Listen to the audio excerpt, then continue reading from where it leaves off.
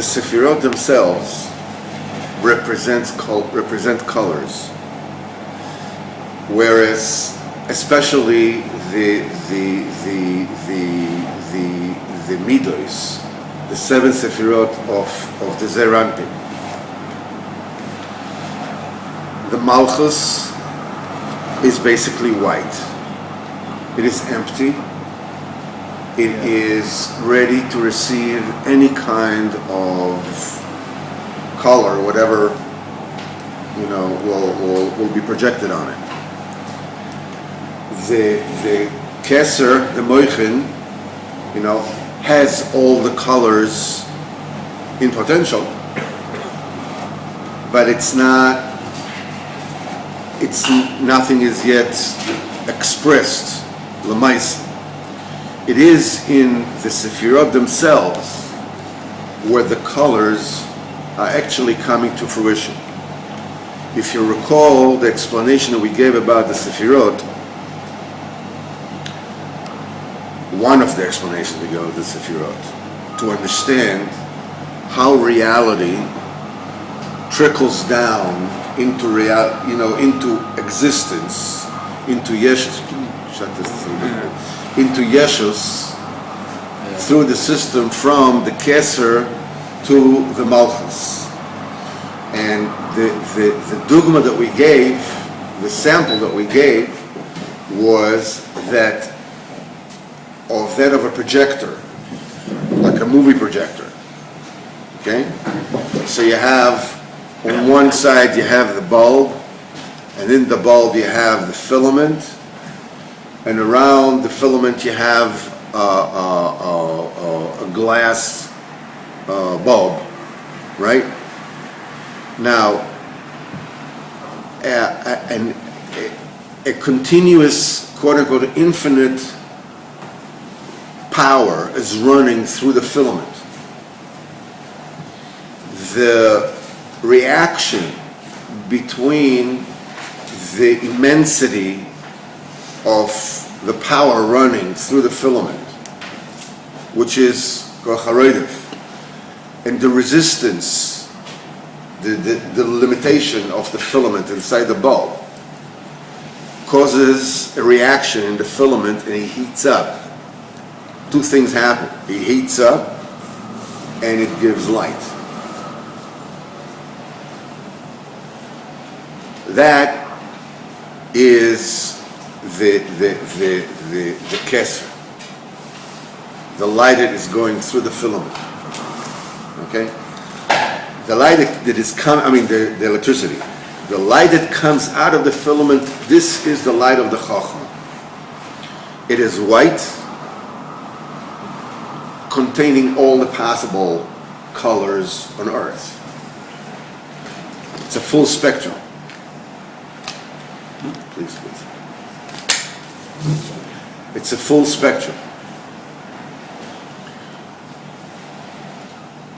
The bulb around it is the bina. That's the thing that allows the filament to continue to exist without burning up. It interprets the light and it allows the light to come out clear and shiny and even.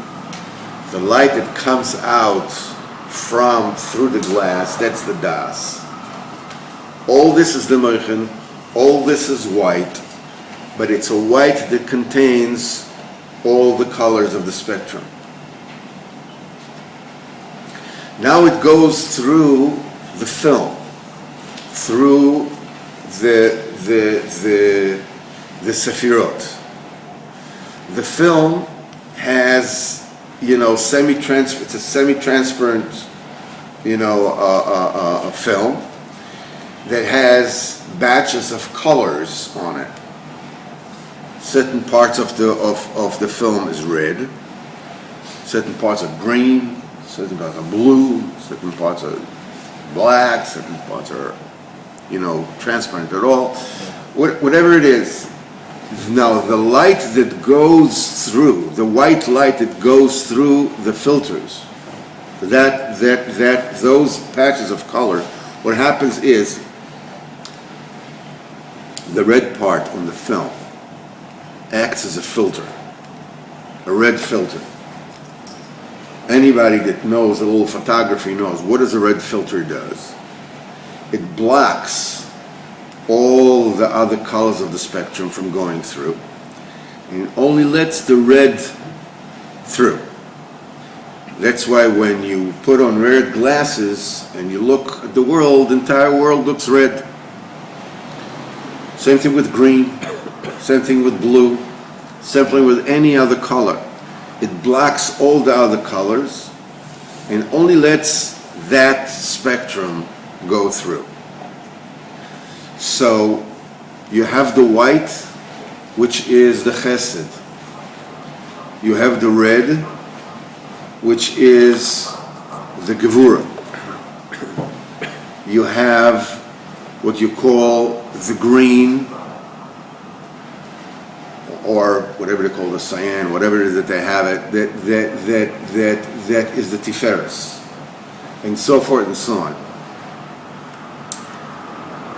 It is the combination of all those colors, that afterwards is being focused through the lens,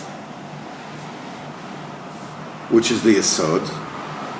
The yesod is nothing but a tube that takes whatever comes and focuses it on a screen, which again is white. The screen is the malchut. Okay? So when can you start seeing the grandeur that is inherent in the light that comes out of the Chabad, of the Chochmah Bina Das? Only when it is expressed in colors. Right? The colors are the things that say, oh wow, check this out. Jurassic Park. Whatever. Before that, it's just a white light. All the movies are contained in the white light. Right? Like all the stories are contained on a white paper. It all depends what you're blocking off and what you're letting through. So it is a Sgalus Agavnin, which is the expression of Keduras HaBoreh. That's why colors are so fascinating to people. They're so transportive. They're so moving. And it says, "Ve'ik ve'ape'er is Galus Agavni, ve'chesed ve'zav hen agavni." The basic color is silver and gold. The silver is the chesed, and the gold is the gevura. Ki govni niloen bahem, because really supernal colors are inherent, are embedded in the physical colors that we see. The physical colors that we see are embedded with the supernal colors from the upper world. As we know that the root of kesef, of silver, is chesed, and the root of gold is the gevura. And chesed and gevura are different colors because they are different conduits with which the Kodesh Baruch Hu leads the world. Midas chesed, midas adin, v'chule v'chule. Govnin Elohim, and it is the really supernal colors, Habeluboshim b'chesed azov, those that are embedded in gold and silver, the spiritual ones, the spiritual colors. En meirin elak shebayim leish Yisrael. It only shines when it is in the hand of a Jew. Kisham mekoimo, because this is their place. V'nichralin ze bazeh, and the colors combine with one another. Umisnari, and they shine, and they glow. And these colors glow. V'vchines Yisrael asher b'cha espar. Yisrael, in you I shall glorify. It's only when the colors come to a Jew that the glory of Kodesh Baruch Hu is exposed, and the Kodesh Baruch Hu is glorified. Ki makom agavin eino ela etzel ish Yisraeli. The place of the supernal colors is only by a Jew. Ukshamisnarin agavnin, and when the colors shine, when they glow, as Zaya Kodesh Baruch Hu Misgad on Misparman. Then the Kodesh Baruch Hu glorifies and is exposed in this world. Bivchinas liya kesef v'liya zav. To me is the silver and to me is the gold. Neum Hashem. The Kodesh Baruch Hu glorifies in the midah of chesed, which is kesef. The Kodesh Baruch Hu glorifies in the midah of gvura, which is the zav. That's what it means. Liya kesef v'liya zav. V'na'asa b'hem. When these supernal colors shine, when they're plugged in, so to speak, when they're by a Jew, na'asa mehem bigdei yesha. Bigdei yesha, on one hand, it means clothes of redemption. It also, yesha, from when Moshe and Aaron came to Paro and said, let my people go. So he says, don't give them straw. Don't make them straw to make the bricks anymore. He says, they are too idle. They don't have enough. They're not working hard enough. He says, they're not working hard enough. He says, Val Yishu, he says, Tichbada avoida ala anoshim. Let them really work hard. Ve'al Yishu b'divrei sheker. Let them not pay attention to foolishness. They have too much time on their hands. That's what Para said, right? He says, because they have too much time on their hands, suddenly everybody is a comedian. Suddenly everybody is a philosopher. Make the work harder. They'll be busy. Val Yishu l'divrei sheker. And they won't turn to words of a lie. Yishu is Mishon Yesha. Mishon Yesha means pay attention to, turn to.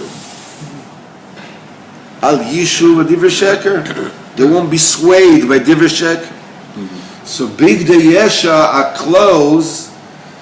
That's the grand whatever it is in Milan, darling, where they have the fashion show. This is a bigdei yesha, what that everybody turns to, everybody looks at. Val Yishu divrei sheker, they won't turn to divrei sheker. It says bigdei yesha is the other words of istaklusa, of looking, of turning to, of calling your attention to it. Yishu ve'ein Mashiach. They will expect, they will look, they will be expectant. Will America will save Mubarak? When will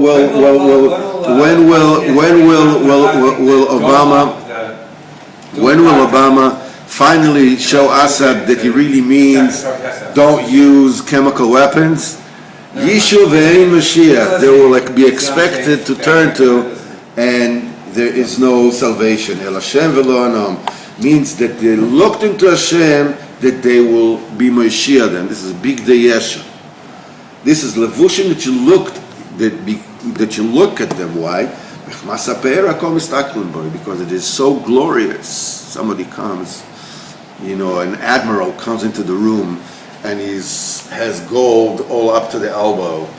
And rows and rows and rows of all the air, and this is all these colors cause you to look at them. Because everybody craves to look at it. As long as the gold and the silver is by the goyim, the true inner colors, their light does not shine. Because they don't belong there. What's the guy going to do with gold? He's going to golden dome in Notre Dame. They will build a bigger yacht. They'll put a submarine on the yacht, and on top of the yacht they put a helicopter. What are they going to do with it? Okay, you got it. No, so now what? It doesn't shine to them.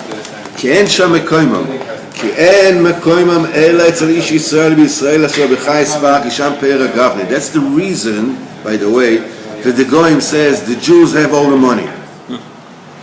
Why did they say the Jews have all the money? Donald Trump is not Jewish. The Saudis are not Jewish. Bill Gates is not Jewish. What? Bill Gates is not Jewish. Bill Gates is not Jewish. Why did he say that the Jews have all the money? Because when the money is by the Jews, it shines. The supernal governance shine. And that's why people look at it and they say, the Jews, they love money, they have all the money. Because this is where the jealousy comes in. Because money by itself is darkness. Money by itself, greed by itself is darkness. But inside it, when it is where it's supposed to be, then there's grandeur. The expression of the grandeur of HaKadosh Baruch Hu, it's only when it's in Yid's hands. That's why the jealousy is there. Ad kan Likutei Moharan for today.